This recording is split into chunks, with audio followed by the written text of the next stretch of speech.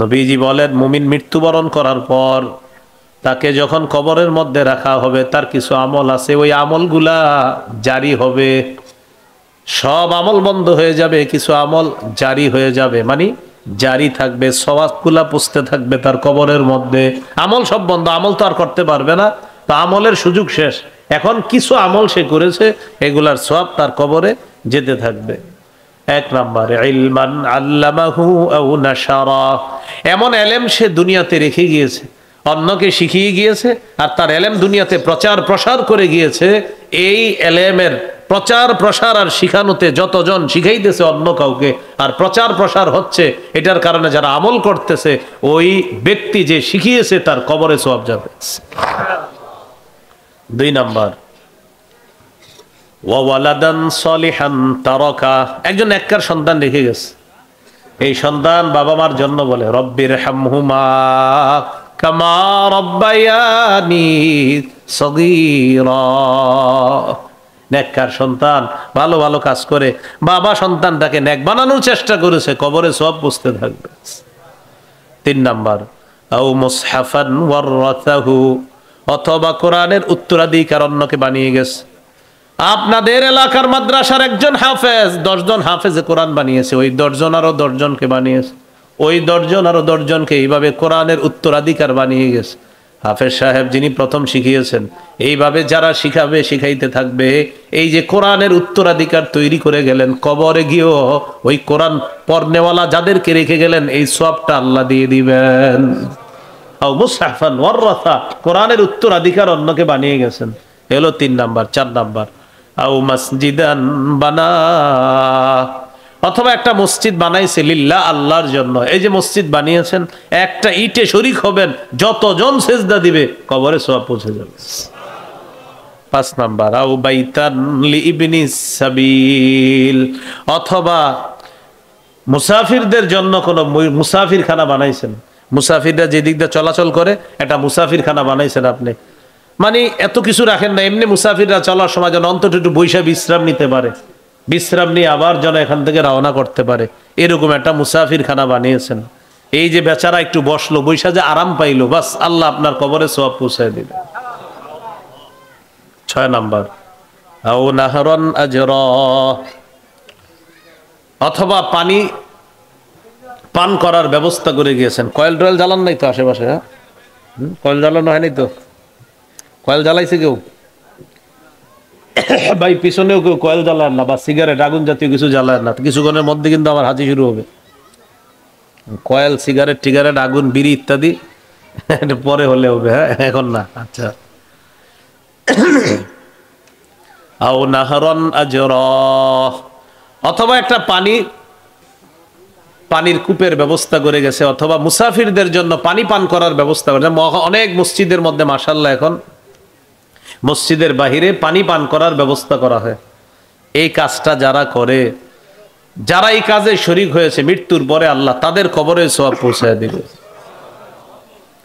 7 number আও সাদাকাতান আখরাজাহা মিন মালিহি, অথবা সদকা, যেটা সে তার মাল থেকে বের করেছে সদকা, এই সদকা দুনিয়াতে যে সেটা করে যাবে, এটার সব আল্লাহ তার কবরে পৌঁছায় দিবেন। কয়টা আমল বলা হলো এখানে? 7টা। 1 নম্বর এলেম প্রচার প্রসার করে গিয়েছে। 2 নম্বর নেককার সন্তান রেখে গিয়েছে। 3 নম্বর কোরআনের উত্তরাধিকার বানিয়ে গিয়েছে। 4 নম্বর মসজিদ বানিয়েছে। 5 নম্বর মুসাফিরখানা বানিয়েছে। 6 নম্বর মুসাফিরদের জন্য, মানুষের জন্য পানি পান করার ব্যবস্থা করেছে, মুসাফির হোক যে কোনো মানুষ হোক তাদের জন্য পানি পানের ব্যবস্থা করেছে। 7 নাম্বার সদকা করে গিয়েছে দুনিয়ার মধ্যে, এটার সওয়াব আল্লাহ তাআলা তার কবরেও পৌঁছায় দিবেন। আল্লাহ আমাদের সকলকে কাজগুলো বেশি বেশি করার তৌফিক দান করেন। বিসমিল্লাহ। এই হলো আজকের 4 নাম্বার আলোচনা। আর আজকের সর্বশেষ আলোচনা কোরআন তেলাওয়াতের আদব। এটা খুব মন দিয়ে শুনেন। কোরআন তেলাওয়াতের 1 নম্বর আদব, আউযু বিল্লাহ বিসমিল্লাহ পড়ে কোরআন তেলাওয়াত করা। সূরা নাহলের 98 নম্বর আয়াতে আল্লাহ বলেন, ফাইদা ক্বরাতাল কুরআন ফাস্তাইয বিল্লাহি মিনাশ শাইতানির রাজীম।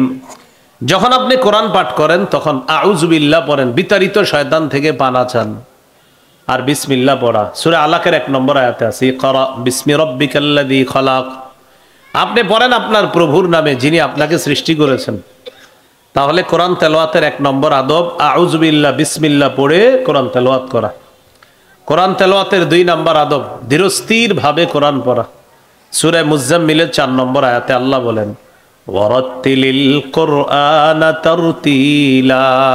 আপনি ধীরে ধীরে কোরআন পড়েন। তারাবি খতম তারাবি হোক, সূরা তারাবি হোক, ধীরে ধীরে কোরআন পড়া, একদম আস্তে ধীরে কোরআন পড়তে হবে যেন মুসল্লিরা মোটামুটি বুঝে। বুলেটের গতিতে কোরআন পড়া যাবে না। হ্যাঁ, ধীরে ধীরে কোরআন পড়া। 20 রাকাত তারাবি পড়বেন, সাহাবায়ে কেরামের ঐক্যমত এটার উপর। রাতের প্রথম অংশে 20 রাকাত তারাবি পড়বেন, সাহারির সময় উঠে 8 রাকাত তাহাজ্জুদ পড়বেন। এটা রাসূল সাল্লাল্লাহু আলাইহি সাল্লামের 12 মাসের আমল। আপনি প্রতিদিন 8 রাকাত তাহাজ্জুদ পড়তে পারেন, রমজানেও চাইলে আপনি পড়তে পারেন। বাকি তারাবিতে তাহাজ্জুদে যে তেলাওয়াত করবেন সেটা ধীরে ধীরে তেলাওয়াত করা। আল্লাহ তৌফিক দান করেন। 3 নাম্বার আদব, কোরআন তেলাওয়াত করতে করতে কিছু আয়াতের মধ্যে আযাব সম্পর্কিত আয়াত আসবে। এই আয়াত 2-3 বার দোহরায়া পড়া, এটাও কোরআনের আদব।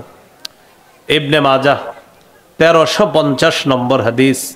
এই হাদিসের বর্ণনাকারী আবু যর গিফারি রাদিয়াল্লাহু তাআলা তিনি বলেন, আমি রাসূলুল্লাহ সাল্লাল্লাহু আলাইহি ওয়াসাল্লামকে দেখলাম রাতের বেলা তাহাজ্জুদ নামাজে দাঁড়িয়েছে। তাহাজ্জুদ নামাজে 1 আয়াত তেলাওয়াত করতে করতে সারা রাত শেষ করে দিছে। কয় আয়াত? 1 আয়াত। এই আয়াতটি হলো সূরা মাইদার 118 নম্বর আয়াত। কোন সূরা?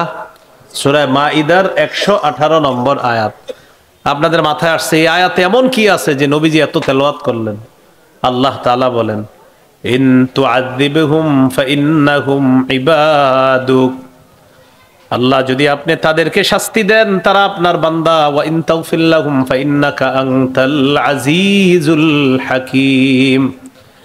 আর যদি তাদেরকে আপনি মাফ করে দেন আপনি মহাপরাক্রমশালী মহাপ্রজ্ঞাময়। ঈসা নবী আল্লাহকে বলবে, আল্লাহ আমার উম্মতকে যদি আপনি শাস্তি দেন তারা আপনার বান্দা, তাদেরকে যদি আপনি মাফ করে দেন আপনি তো মহাপরাক্রমশালী মহাপ্রজ্ঞাময়। এই আয়াতের কথা স্মরণ করে নবীজি আমাদের টেনশনে পড়ে গেলেন, আমার তো বিশাল উম্মত, তাদের কি অবস্থা হবে। তাই আয়াতের বিষয়বস্তুর প্রতি লক্ষ্য রেখে আল্লাহ রাসূল সারা রাত এই আয়াত বারবার পড়তে পড়তে তাহাজ্জুদ নামাজে এই 1 আয়াত পড়তে পড়তে সকাল করে দেয়। 1 আয়াত, ইন তুআযিবহুম, যদি আপনি তাদেরকে শাস্তি দেন, ফাইন্নাহুম ইবাদুক, তারা তো আপনার বান্দা, ওয়া ইন তাগফির লাহুম, যদি আপনি তাদেরকে ক্ষমা করে দেন, ফাইন্নাকা আনতাল আজিজুল হাকীম, আপনি মহাপরাক্রমশালী মহাপ্রজ্ঞাময় আল্লাহ।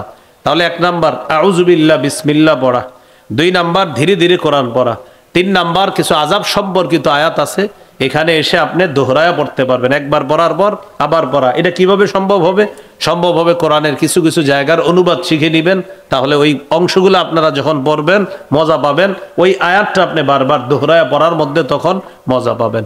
আল্লাহ তৌফিক দান করেন। 4 নাম্বার সুললিত কণ্ঠে কোরআন পড়া।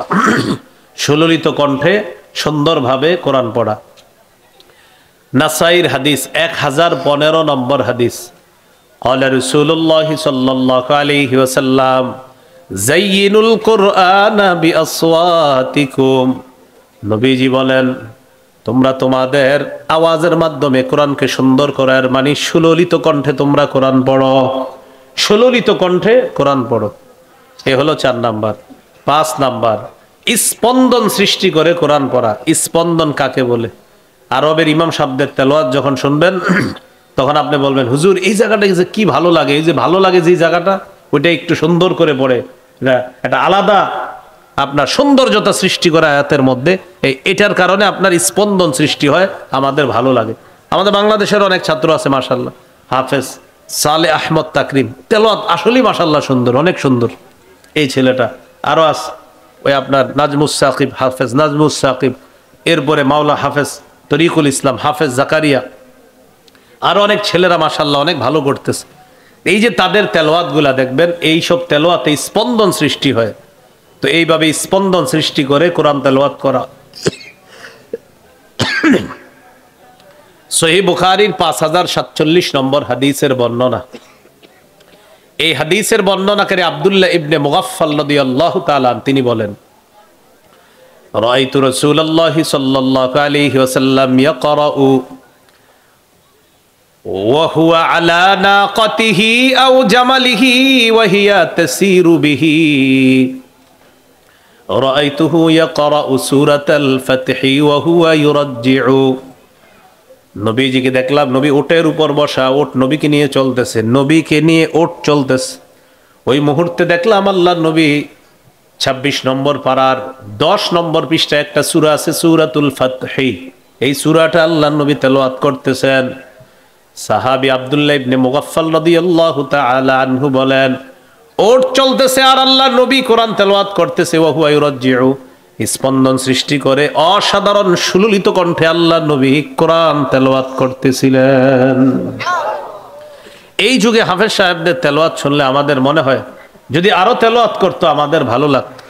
তাহলে একটু চিন্তা করেন, যার উপর আল্লাহ কোরআন নাজিল করেছেন তিনি কোরআন সুন্দর করে বললে কি অসাধারণ কোরআন তার ছিল, কত সুন্দর ছিল যার উপর আল্লাহ কোরআন নাজিল করেছে। রাসূলুল্লাহ সাল্লাল্লাহু আলাইহি সাল্লামের সাহাবী আব্দুল্লাহ ইবনে মাসউদ রাদিয়াল্লাহু তাআলা একদিন এক জায়গায় দাঁড়ায় দাঁড়ায় নামাজ পড়তেছে, আবু বকর ওমর তেলাওয়াত শুনতেছে, রাসূলুল্লাহ সাল্লাল্লাহু আলাইহি সাল্লাম তার তেলাওয়াত শুনতেছে, তিনি নামাজে তেলাওয়াত করতেছে, নবীজি আবু বকর ওমর তারা তেলাওয়াত শুনতেছে। নবীজি বললেন, কেউ যদি চায় কোরআন ওইভাবে পড়তে যেইভাবে আল্লাহ নাজিল করেছে তাহলে সে যেন আব্দুল্লাহ ইবনে মাসউদের মতো কোরআন পড়ে। কেন? আল্লাহ কোরআনটা ঠিক এইভাবেই নাজিল করছে, আমার আব্দুল্লাহ যেইভাবে কোরআন পড়তেছে। তাহলে কোরআন পড়া, সুললিত কণ্ঠে সুন্দরভাবে কোরআন পড়ার চেষ্টা করা, আল্লাহ তৌফিক দান করেন। এই হলো 5 নাম্বার, স্পন্দন সৃষ্টি করে কোরআন পড়া। 6 নাম্বার, এটা আমার সাথে বলতে হবে, বলেন, ক্ষেত্র বিশেষ গোপনে কোরআন তেলাওয়াত করা। আপনি রমজান মাসে রাত 2টা 2:30টার দিকে উঠে গেছেন, এখন একটু কোরআন তেলাওয়াত করতে মন চায়, আশেপাশে তো মানুষ ঘুমাইতেছে, এই মুহূর্তে আপনি কোরআন তেলাওয়াতের মাধ্যমে তাদের ঘুম ডিস্টার্ব করা যাবে না, তখন গোপনে কোরআন তেলাওয়াত করেন। তিরমিজির বর্ণনা 1335 নম্বর হাদিস, ক্বালা রাসূলুল্লাহ সাল্লাল্লাহু আলাইহি ওয়াসাল্লাম, আল জাহিরু বিল কুরআন কাল জাহিরি বিস সাদাকা ওয়াল মুসিররু বিল কুরআন কাল মুসিররি বিস সাদাকা। নবীজি বলেন, প্রকাশ্যে কোরআন তেলাওয়াতকারী প্রকাশ্যে সদকাকারীর মতো, আর গোপনে কোরআন তেলাওয়াতকারী গোপনে সদকাকারীর মতো হয়ে যায়। তাহলে 2টা 3টায় উঠছেন, আশেপাশে মানুষ ঘুমায়, অন্তত 40 দিনে 1 খতম কোরআন পড়া আপনাদের প্রত্যেকের জন্য মুস্তাহাব, আমাদের জন্য মুস্তাহাব। 40 দিনে 1 খতম পড়া, যদিও অনেকে 40 বছরেও পড়েন নাই, অনেকে গত রমজানে পড়েছেন, এই রমজান পর্যন্ত এখনো ধরেন না, অপেক্ষা আছেন আগামীকাল ধরবেন। স্ত্রীকে বলে রাখছে, এই গিলাপগুলা মুছা টুছা রাখো, কালকে কোরআন পড়া শুরু করুন, রমজান মাস। আর পরে আবার 27, তাও আপনার 28, 29, 30 পড়বে না, 27 পর্যন্ত পড়বে। হুজুর একটা চিঠি দিবে, হুজুর 5 খতম কোরআন পড়ছি, বক্সায়া দিয়েন। কি দিবেন? হ্যাঁ, ঠিক আছে না কথাটা? আবার রেখে দিবে কোরআন, আবার 1 বছর পরে। রাসূলুল্লাহ সাল্লাল্লাহু আলাইহি সাল্লাম তার সাহাবী আব্দুল্লাহ ইবনে আমর রাদিয়াল্লাহু তাআলা আনহুমাকে বলেন, ইকরাইল কুরআনা ফি 40, তুমি 40 দিনে 1 খতম কোরআন পড়ো। কয় দিনে? 40 দিনে 1 খতম কোরআন পড়া মুস্তাহাব। 7 দিনে পারলে ভালো, না পারলে 10 দিনে পড়েন, না পারলে 30 দিনে পড়েন, না পারলে অন্তত 40 দিনে 1 খতম। আর এটাও যদি না পারেন নিয়মিত কিছু কিছু পড়েন, যত দিনে খতম হয়। আল্লাহ তৌফিক দান করেন। আমিন। ক্বালা রাসূলুল্লাহ সাল্লাল্লাহু আলাইহি ওয়াসাল্লাম, নবীজি বলেন, ইউতার রাজুল, মৃত ব্যক্তিকে যখন নিয়ে আসা হবে, আসার পর যখন তার লাশটা কবরের মধ্যে রাখা হবে, ইদা উতিয়া মিন কিবালি রাসিহি, ওই মৃত ব্যক্তির মাথার কাছ দিয়ে যখন আযাব আসবে, দাফাতহু তিলাওয়াতুল কুরআন, কোরআনের তেলাওয়াত তার মাথার কাছের আযাবটাকে বাধা দিয়ে দিবে। ওয়া ইদা উতিয়া মিন কিবালি ইয়াদাই, হাতের কাছ দিয়ে যদি আযাব আসে, দাফাতহু সাদাকা, সদকা আযাবকে বাধা দিয়ে বলবে, না না, এই হাত দিয়ে সে সদকা করছে। ওয়া ইদা উতিয়া মিন কিবালি রিজলাই, পায়ের কাছ দিয়ে আযাব আসবে, দাফাহু মাশিয়ুহু ইলাস সালাহ। ওই যে হেঁটে হেঁটে আপনি মসজিদের মধ্যে রওনা করেছেন, গিয়েছেন, আবার আসেছেন, এই যে আমলটা বাধা দিয়ে বলবে না, এই ব্যক্তির পায়ের কাছে যাওয়া যাবে না, কারণ এই পা দিয়ে হেঁটে হেঁটে আল্লাহর ঘরে সালাত আদায় করার জন্য উপস্থিত হয়েছে। তাহলে মাথার কাছে কোরআন তেলাওয়াত বাধা দিবে আযাবকে, হাতের কাছে সদকা বাধা দিবে, পায়ের কাছে ওই মসজিদে গেছেন নামাজ পড়তে, এটা বাধা দিবে। আল্লাহ আমাদের সকলকে নিয়মিত কোরআন তেলাওয়াত, নিয়মিত ৫ ওয়াক্ত নামাজ, নিয়মিত সাধ্য অনুযায়ী দান সদকা করার তৌফিক দান করেন।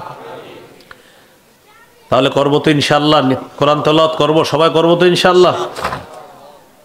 আল্লাহ সকলকে কোরআন তেলাওয়াত করার তৌফিক দান করেন। এগুলো আপনার কোরআনের তেলাওয়াত করা। আজকের ৪ নাম্বার আলোচনা, কোরআন শিখা অন্যকে শিখানো, নিজে শিখা অন্যকে শিখানো। তিরমিজির ২৯০৯ নম্বর হাদিস, ক্বালা রাসূলুল্লাহ সাল্লাল্লাহু আলাইহি ওয়াসাল্লাম খায়রুকুম মান তাআল্লামাল কুরআনা ওয়া আল্লামা। রাসূলুল্লাহ সাল্লাল্লাহু আলাইহি সাল্লাম বলেন, তোমাদের মধ্যে সর্বোত্তম ওই ব্যক্তি যে কোরআন শিখে অন্যকে শিখায়।